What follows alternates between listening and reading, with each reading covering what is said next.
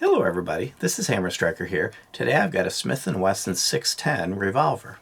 Please don't forget to check out our website. Go to our affiliates page. You'll find discount codes for things like Mantis Axe and Core belts, linked to that cool little bore light that we use for lighting up the barrels. Use those links. It will often save you money, never will cost you any additional money, and helps the channel. Thank you.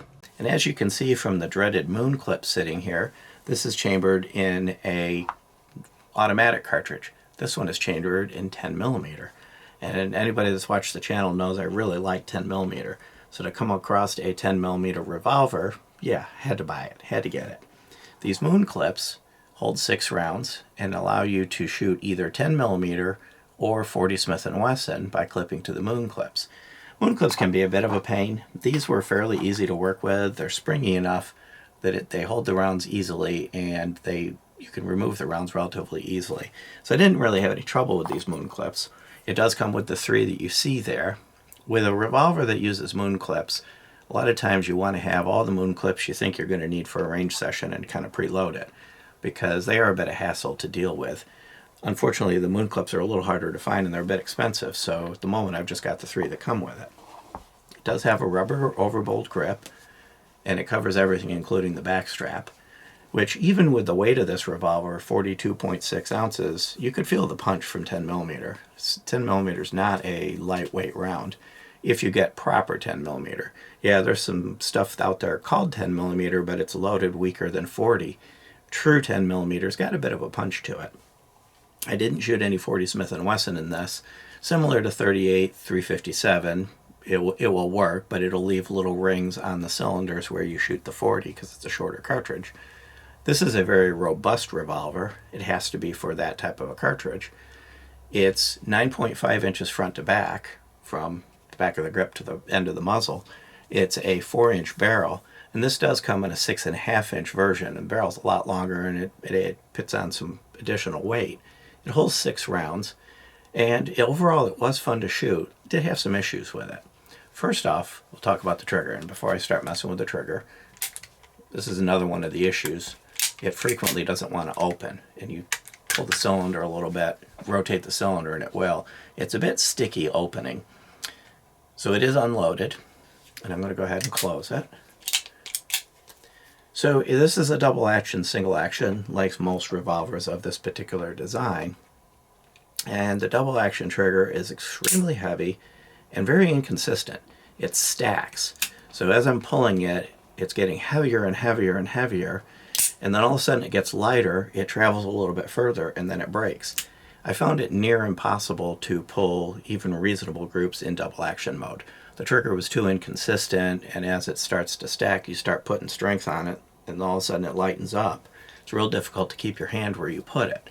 Now, on the flip side, when I put it in single action mode, the trigger was just short awesome. Super short, super light, real crisp.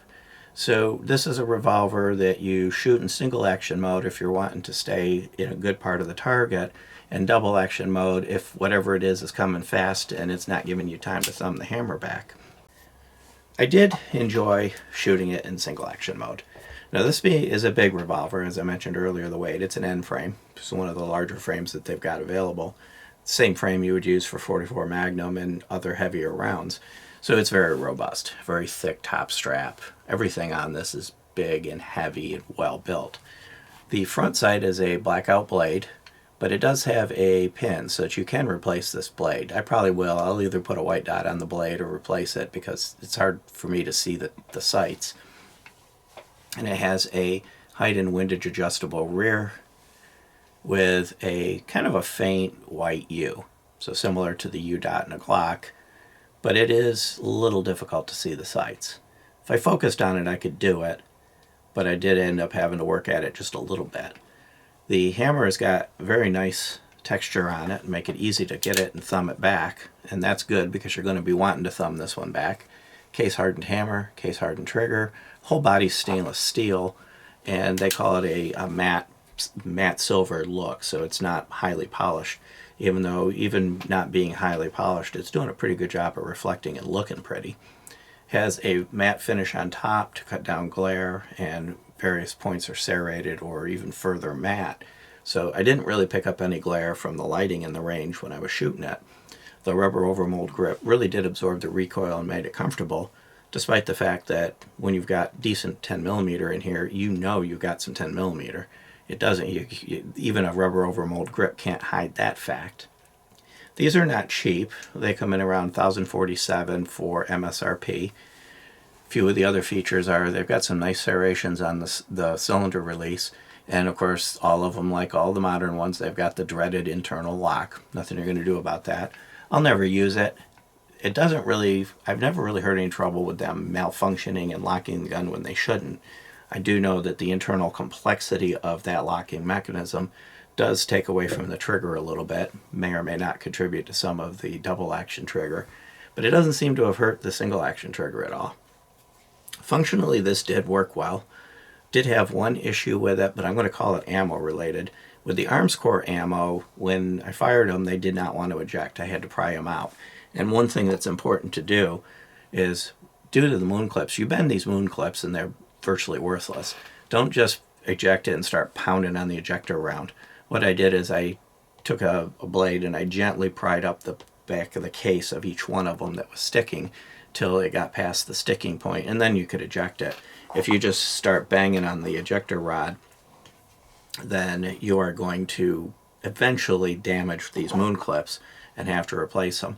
Now there are tools out there to make it easier to demoon, to remove the cement cases from the moon clip, but I was able to do it by hand, just kind of reaching up under there and grabbing the case and pulling it out.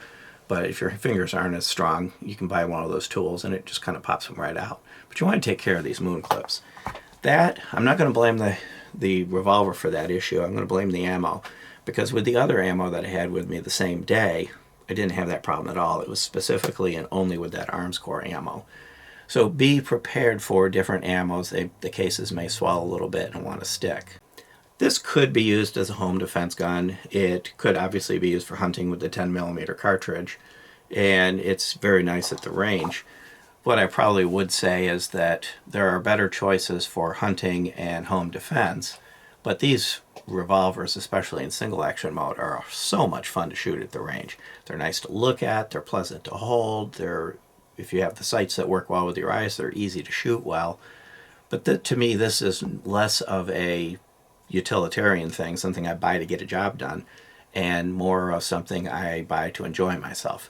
So I enjoyed shooting it, and I wasn't worried about the ejection issue with that Armscore ammo. Now, of course, that's my opinion. A lot of people do like revolvers, and I would say that this is very functional for that. It would work for that task, there's no doubt in my mind. I just prefer the little bit streamlined proportions of an automatic, the quick reload and everything else. This particular one, of the various different ones you could get with the 10mm cartridge or the ability to switch to 40, definitely makes it a pleasant range day gun, and it would make it an effective home defense if revolvers is your thing. I just like the ability to have 17 rounds in the mag in about the same size and roughly half the thickness. This particular gun was reliable. I'm not going to count that ammo thing against it because it was the ammo, not the gun. If you're looking for a really nice revolver, a really nice looking revolver, a really robust revolver, they've evolved over the years, these are really quite tough, that has an awesome single action trigger, this is one you probably can't go wrong with. And I like the fact that many of the automatic cartridges are now becoming available in revolvers with the moon clips. So finding a 10mm revolver, and my favorite caliber, in a revolver made for a really nice range day. I enjoyed myself with this thing. If you like our videos, please give us a thumbs up, share, subscribe, click that bell to be notified if you do. Check us out on Facebook, Patreon, Instagram, Twitter, Getter, kind of everywhere. And thank you.